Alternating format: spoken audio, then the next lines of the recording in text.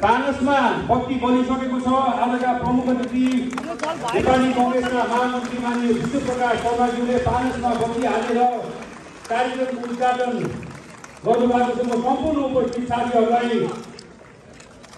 जोरदार ताली दिन्छु।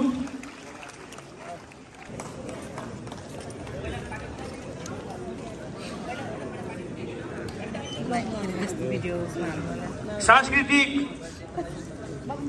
हुन पनि म सचिवालयलाई अनुरोध गर्न चाहन्छु।